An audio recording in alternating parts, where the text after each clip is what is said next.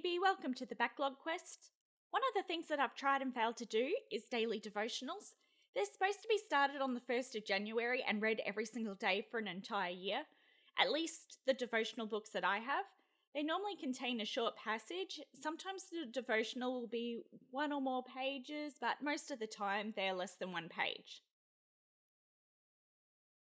It takes less than 5 minutes to read the devotional, and that is nothing at all out of a day.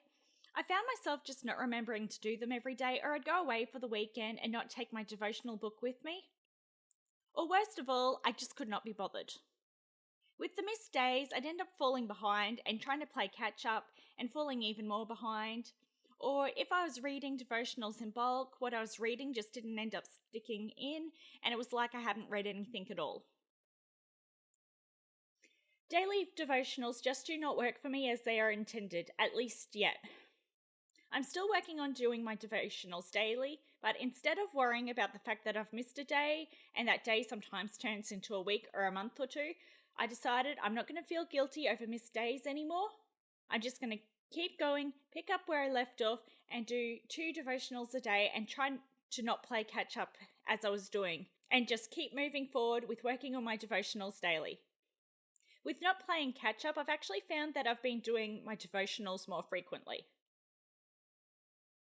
Which is why in August 2019, I have finished a devotional book that should have been completed in December 2018, and that devotional book is My Time with God, Renew His Presence Daily by Joyce Meyer. While I have many devotional books, most I've been given, some that belong to my mum, the occasional one that have sparked my interest that I've bought for myself, this is the first devotional that I've started and that I have completed. I started this book on the 6th of February 2018. It was my mum's last devotional book. She only used this book from the 1st of January 2018 till the 22nd of January 2018. She read this devotional book every day until she couldn't read anymore, and when she could no longer read the devotionals herself, someone would read the devotionals to her. Most of the time it was her sister, occasionally it was myself, or one of our many visitors that we had during that time. I decided that I was going to finish the devotional book for her because she could no longer complete it herself. I was doing it side by side with the devotional book that I'd chosen for myself, and I did that until the 1st of December 2018. I stopped reading both devotional books because I was only up to June in my chosen devotional book and September in my mum's devotional book. I decided that it was time to only do 1 devotional book at a time and that I was starting with my mum's book. Even with reducing myself down to 1 devotional book, it still took me months to complete reading. As of the 19th of August, I have officially completed my first devotional book. I really liked this devotional. It had some good messages and reminders, and some of the days it just seemed to be talking to me more than others. Such as not taking on too much when I had an overfull schedule, something that I want to do on a regular basis and that I struggle with not doing. Setting your mind on goals and seeing them through. I have lots of goals. I have many things that I've started and many things that I have not finished. The main purpose of this channel was to set the goal of completing my backlog of everything and not to add too much to it. I have goals with this channel, goals with my writing, goals with hobbies, and life in general. And it's nice to have a reminder to stick with those goals and not cast them aside. And there was another one that really spoke to me about making each day count even when hurting, and I was hurting a lot when I started this devotional because losing my mum was so fresh and all I wanted to do was wind back the clock to when she was still healthy. This book just has so many messages that I enjoyed, many that I shared with the ladies that I go to Bible study with, and I'm going to share one with you right now, which is from the 18th of April. Divine Comfort.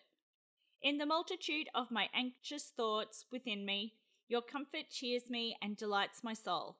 Psalms 94:19. I am sad this morning. A friend of mine was given the news this week that she has cancer. It's quite severe, and at this time the prognosis is uncertain.